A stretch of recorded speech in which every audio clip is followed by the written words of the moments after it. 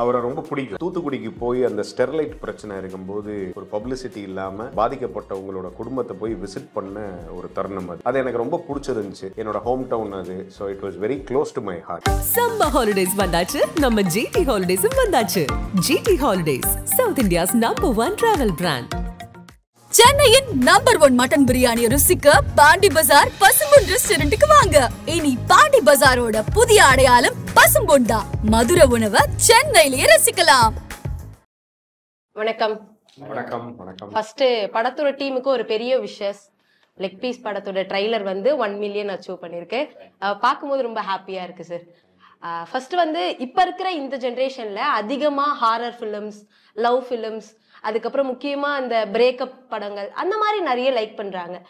முக்கியமா comedy films அதிகமா வர்றதில்லையோ அப்படிங்கிற விஷயம் எல்லாருக்குமே தோன்ற ஒரு விஷயமா இருக்கு. இந்த காலகட்டத்துல இந்த மாதிரி ஒரு காமெடி ஃபிலிம் எடுக்கணும் அப்படின்ட்டு எந்த இடத்துல இருந்து தோணி இருந்தது? இதுக்கான பிள்ளையார் சுழி எங்க இருந்து வந்தது சார்? இல்லை, இந்த ஜானரில் தான் எடுக்கணும், இது இந்த மாதிரி படங்கள் கம்மியாயிருச்சு அதனால் எடுப்போம் அப்படின்னு ப்ரீ தாட் பண்ணி பண்ணது கிடையாது இந்த ஸ்கிரிப்டு. எனக்கு ஹியூமர் கொஞ்சம் வரும், ஹியூமர் தான் நம்மளோட ஸ்ட்ரென்த்து அப்படின்னு நினைக்கும் போது ஒரு ஹியூமரஸான ஒரு ஃபிலிம் பண்ணலாம், ஜனரஞ்சகமாக ஜாலியான ஒரு படம் பண்ணலாம் அப்படின்னு கதைகள் கேட்டுக்கிட்டு இருந்தேன். அப்போது பத்மநாபன் அப்படின்றவர் இந்த கதையோடு வந்தார். லெக் பீஸ்னு ஒரு கதை இருக்குன்னு சொன்னார். டைட்டிலே நல்லா இருக்குது, உண்மையிலே தான் டைட்டில் அப்படின்னு கேட்போமே அப்படின்னு சொல்லி கேட்டேன். நம்ம நினச்ச மாதிரி, நம்ம ஆடியன்ஸுக்கு பிடிச்ச மாதிரி, நீங்கள் சொன்ன மாதிரி ஒரு சின்ன ஒரு கேப்பும் இருக்குது, ஒரே மாதிரி ஸ்டீரியோ டைப்பாக வந்துக்கிட்டு இருக்க நடுவில் இந்த ஜானர் வந்துச்சுன்னா அதுவும் ஆல்மோஸ்ட் இந்த மாதிரி மார்ச் டைமில் ரிலீஸ் பண்ணோன்னா கரெக்டாக இருக்கும் அப்படின்னு சொல்லி பிளான் பண்ணி பண்ணது தான். மற்றபடி வேறு எதுவும் இல்லை. கதை பிடிச்சிருந்தது, ஸ்க்ரீன் பிளே நல்லா வந்துருந்துச்சு, ஹியூமர் ஒர்க்காக இருந்துச்சு. ஸோ அதனால் ஆரம்பித்தது தான். ஸோ மணிஷாருடைய ஒரு நட்பு, ஒரு அறிமுகம் கிடச்சிது. ஸோ அவரும் இதே தாட் ப்ராசஸில் இருந்தார், இப்படி ஒரு படம் ஜாலியாக நம்ம பண்ணணும் அப்படின்னு சொல்லி, அதில் நானும் இருக்கணும் அப்படின்னு சொல்லி, அதில் சரி நானும் ஒரு டைரக்டர் ஒரு லீடில், ப்ரொடியூசர் ஒரு லீடில், சரி பார்த்துருவோமே யாரெல்லாம் பார்க்குறாங்கன்னு அப்படின்னு கொஞ்சம் ஒரு தைரியமாக எடுத்தது தான் இது. கண்டிப்பா சார். ஒரு படத்துக்கு வந்து கதை எப்படி ஒரு முதுகெலும்பு அப்படின்னு சொல்றாங்களோ அதை விட பெரிய ஒரு முதுகெலும்பு அப்படின்னா கண்டிப்பா ப்ரொடியூசரை சொல்லி ஆகணும். ஸோ இந்த படத்துல என்ன மாதிரியான விஷயங்கள் தோணி இருந்தது? ஃபர்ஸ்ட் இந்த படத்தை எதுக்காக ஓகே பண்ணீங்க சார்? ஏன்னா ஒருத்தவங்க சொல்லுவாங்க கதையை கேட்டு ஓகே அப்படின்னாலும் ஸ்க்ரீன் பிளே வந்து அவ்வளோ பாசிட்டிவா இருந்தாதான் வந்து அந்த படத்தை ரிலீஸ்க்கு வரை கொண்டுட்டு போவன்ட்டு ஒரு சில ப்ரொடியூசர்ஸ் சொல்றதை நான் கேள்விப்பட்டிருக்கேன். ஸோ நீங்க என்ன விஷயங்கள் உங்களை இம்பாக்ட் பண்ணுச்சு சார் இந்த படம்? ஆக்சுவலி இந்த படம் நான் ஃபுல்லாகவே ஸ்க்ரீன் பிளேயோட தான் கதை கேட்டேன். ஆக்சுவலி அந்த ரைட்டர் வந்து அந்த மாதிரி தான் கதை சொன்னார். ஸோ ஒரு டைம் கதை சொல்லும் போதே நம்ம உட்காந்து சிரிக்கிறோம்ல, கதையில் அவர் சொல்ல உட்காந்து சிரிப்போம்ல. ஸோ அது எனக்கு ரொம்ப பிடிச்சிருந்துச்சி, கதை ரொம்ப பிடிச்சிருந்துச்சி. ரெண்டாவது ரொம்ப காமெடியாகவும் இருந்தது. சரி ஓகே இந்த கதையை பண்ணலாம் அப்படின்ட்டு டிசைட் பண்ணி தான் இந்த கதை பண்ணேன் நான். ஓகே. ஆக்சுவலாக உங்களுக்கு இந்த படத்தில் என்ன மாதிரியான விஷயங்கள்லாம் தோணி இருந்தது? எதுக்காக இந்த படத்தை ஓகே பண்ணீங்க சார்? உங்களோட கேரக்டர் படத்தோட கதை என்கிட்ட சொன்னாங்க. ப்ளஸ் படத்தோட கதை என்கிட்ட சொல்லிட்டு தென் என்னோட ரோல் என்னவா இருக்கும், என்னோட கேரக்டர் என்ன, நான் என்ன இதில் வேலை பார்க்குறேன் அப்படின்றதெல்லாம் சொன்னாங்க. எனக்கு அதில் ரொம்ப பிடிச்சிருந்தது. இது வரைக்கும் பண்ண படங்கள்லேயே இதுவும் வந்து இந்த கேரக்டராக இது நான் இது வரைக்கும் பண்ணாத ஒன்று. ஸோ அதனால் இது ஒரு ஃபுல் அண்ட் ஃபுல் ஃபன்னான ஒரு மூவி. ஸோ எங்கேயுமே ஒரு சீரியஸான ஒரு விஷயமோ இல்லை ஒரு லாஜிக்கலான இது வந்ததுன்னா அது அங்கே வரணுமே அப்படின்ற ஒரு கொஸ்டினோ, மெசேஜ் சொல்கிற மாதிரியோ இல்லை ஒரு ரொம்ப நீங்கள் ஒரு உங்களுடைய நடிப்பு திறமையை வெளியே கொட்டியே ஆகணும் அப்படின்ற மாதிரிலாம் இல்லாமல் ஒரு ஃபன்னான ஒரு ஜாலியான ஒரு படம் பண்ணலாம், ஒரு லைட் ஹார்ட்டடான ஒரு படம் பண்ணலான்றது தான் எனக்கு இவங்க சொல்லியிருந்தது. ஸோ எனக்கு அது பிடிச்சிருந்தது. ப்ளஸ் படமாகவும் அப்படி தான் வந்திருக்குன்னு நாங்கள் நம்புகிறோம். கண்டிப்பாக சார். உங்களை வந்து இப்போ ரீசெண்டாக டிராகன் படத்தில் பார்த்துருந்தோம். ஆல்மோஸ்ட் 100 கோடி அடிச்சிருக்கு. ஸோ அதுக்குமே எங்களோட ஆதன் சினிமா சார்பாக ஒரு பெரிய விஷஸ். ஸோ இந்த படத்தோட எக்ஸ்பீரியன்ஸ் முக்கியமாக எந்த ஒரு லிங்க் எந்த ஒரு இடத்துல உங்களுக்கு இந்த படத்தில் மியூசிக் பண்ணணும்னு தோணி இருந்தது சார்? ஃபுல் படம் தான் மியூசிக் இருக்கணும். இல்ல அவர் எங்க கன்ஃபியூஸ் ஆயிட்டாருன்னா வழி நடத்தணும் அப்படிங்கல, நான் கூகுள் மேப்பா அப்படின்றது ஃபர்ஸ்ட் அவர் ஃபீல் பண்ணிட்டாரு. அதான் கொஞ்சம் ஜாம் ஆயிட்டாரு. ஏன்னா ஒரு படம் அப்படின்னா ஹீரோஸ் எவ்வளோ இம்பார்ட்டனோ, டேரக்டர் எவ்வளோ இம்பார்ட்டனோ, மியூசிக்கையுமே இப்ப எல்லாருமே கொண்டாட ஆரம்பிச்சுட்டாங்க சார். மியூசிக் டேரக்டர்ஸை பார்த்துமே படங்களை பார்க்கறதுக்கு, படங்களை போய் விசிட் பண்றதுக்கு தியேட்டர்ல அதிகமா மக்கள் ஆரம்பிச்சு மியூசிக் தாங்க டெஃபினட்டா. அது எந்த ஜானர் ஆஃப் ஃபிலிமா இருக்கட்டும், ஒரு பேக்ரவுண்ட் ஸ்கோர் தான் அந்த படத்தினுடைய முதுகெலும்பு. நாயகன்லாம் விதவுட் பேக்ரவுண்ட் ஸ்கோர் யோசிச்சு பாருங்க. ஸோ அதனால அந்த கிரெடிட் அவர் கொடுத்தாகணும். You're right, please continue brother. ஆமாம் மியூசிக் கண்டிப்பாக எல்லா படம் தேவை. பிகாஸ் தட்ஸ் அது ஒரு separate department of film making. ஆமாம் எக்ஸ்ட்ரா பேமெண்ட் கேட்பாரா? ஆமாம் அப்படிதான். ஆமா அப்படிதான். கண்டிப்பா படத்தை பத்தி நிறைய விஷயங்கள் சொல்லியிருந்தீங்க. காலையில இருந்து நீங்களும் ரொம்ப ஓடிக்கிட்டே இருக்கீங்க. லாஸ்டா ஒரே ஒரு செக்மெண்ட்டோட முடிச்சிடலாம் சார்.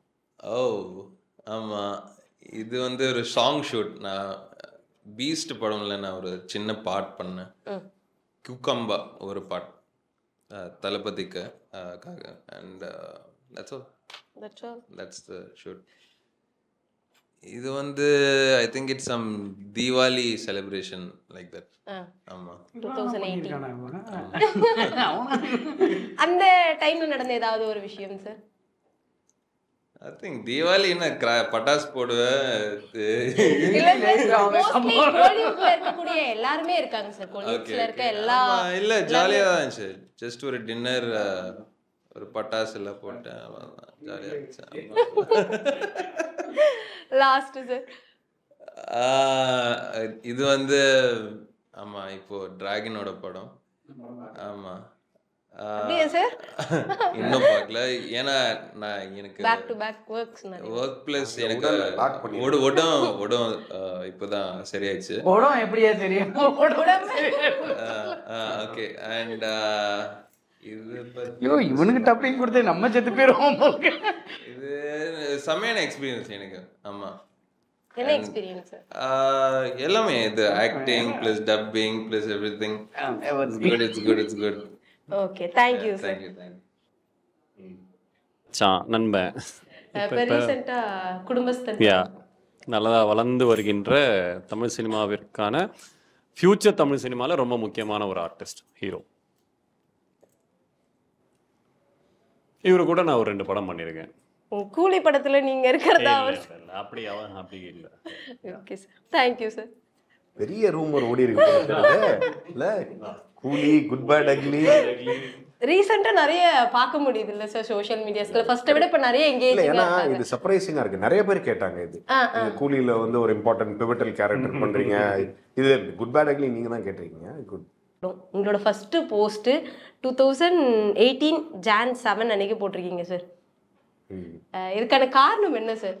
இல்ல நண்பன், எனக்கு அவரை ரொம்ப பிடிக்கும். விஜய் சார் இவர் தூத்துக்குடிக்கு போய் அந்த ஸ்டெர்லைட் பிரச்சனை இருக்கும்போது யாருக்கும் தெரியாமல் ஒரு பப்ளிசிட்டி இல்லாமல் போய் அந்த குடும்பத்தை, பாதிக்கப்பட்டவங்களோட குடும்பத்தை போய் விசிட் பண்ண ஒரு தருணம் அது. அது எனக்கு ரொம்ப பிடிச்சிருந்துச்சு. என்னோட ஹோம் டவுன் அது. So it was very close to my heart. So அதுக்கு ஒரு I just wanted to give that respect to that picture. அதனால் நான் அதை ஷேர் பண்ணியிருந்தேன். தனுஷ் சாரோட மிகப்பெரிய கலைஞன். அவர் கூட அது ஒர்க் பண்ணால் தான் தெரியும். அந்த ஒரு ப்ரிவிலேஜ் எனக்கு கிடச்சிது. எல்லா டேலண்ட்டும் இருக்குது அவருக்கு. ஒரு எக்ஸ்ட்ராடினரி ஹியூமன் பீயிங். அவரு கூட பழகுனதெல்லாம் நான் இன்ஃபேக்ட் மிஸ் பண்ணேன். இப்போது இந்த மிஸ் பண்ணுறேன். இது காமிச்ச உடனே வி ஹேட் ஒரு ஃபன் மூமெண்ட்ஸ் எல்லாமே இருந்துச்சு. அவர் இவ்வளோ இயல்பாக இருக்கிறவரா, இவ்வளோ யதார்த்தமாக இருக்கிறவரா அப்படின்றது அவர் கூட பழகி அவர் கூட நடிக்கிற வரைக்கும் எனக்கு தெரியாது. பட்டு அவர் சொல்லுவார், நான் நடித்த படங்கள் எல்லாம் அந்த மாடுலேஷன் எப்படி எப்படி பண்ணுங்க, அது அந்த படத்தில் சூப்பராக பண்ணியிருந்தீங்களே, இந்த படத்தில் சூப்பராக பண்ணியிருந்தீங்களே. அது மாதிரி ரஜினி சாருக்கு தனியாக ஒரு ஷோ இதெல்லாம் போட்டு காமிச்சிருக்காங்க, இதுவும் உத்தம புத்திரனும். அப்போது சார் உங்களை ரஜினி சார் ரொம்ப அப்ரிஷியேட் பண்ணார் சார் அப்படின்னு, உங்கள் பேர் என்ன அப்படின்னு கேட்டார், இப்படிலாம் சொல்லுவார். ஸோ இந்த மாதிரி ரொம்ப வெளிப்படையான ஒரு நல்ல ஹியூமன் பீயிங், மிகப்பெரிய கலைஞர். ரீசெண்டா இந்த போட்டோ செம்ம வைரல்னு நினைக்கிறேன் சார். டிசம்பர் மந்த்லலாம் நிறைய ஷேர் பண்ணியிருந்தாங்க. முக்கியமாக நிறைய பேர் ஸ்டோரி எல்லாம் வச்சுருந்தாங்க. ஸோ உங்களுக்கு ஃபர்ஸ்ட் டைம் இந்த ஃபோட்டோ பார்க்கும்போது என்ன மாதிரியான விஷயங்கள் தோணி இருந்தது? அந்த இடத்துல நீங்கள் இருந்தீங்க மாநாட்டில். என்னன்னா எனக்கு ஆச்சரியமாக இருந்துச்சு, இதை கேப்சர் பண்ணுவாங்களா அப்படின்னு. இது இவ்வளோ சர்க்குலேட் ஆகுமா அப்படின்றது. நான் அங்கே போயிருந்தேன், அங்கே இருந்தேன். I was invited, I was there. நான் அந்த ஷோ பார்த்து, ஐ மீன் அந்த ஃபங்க்ஷனை ரசித்து வெளியில் வந்ததுக்கப்புறம் தான் ஒரு ஃபியூ ஹவர்ஸ்லேயே இந்த மாதிரி உன்னை டிவியில் காமிச்சாங்க 2 வாட்டி அப்படின்னு ஃபோன்லேயே அந்த ஃபங்க்ஷனில் இருக்கும்போதே மெசேஜஸ் இத்தனைக்கும் சைலண்டில் போட்டுருங்க.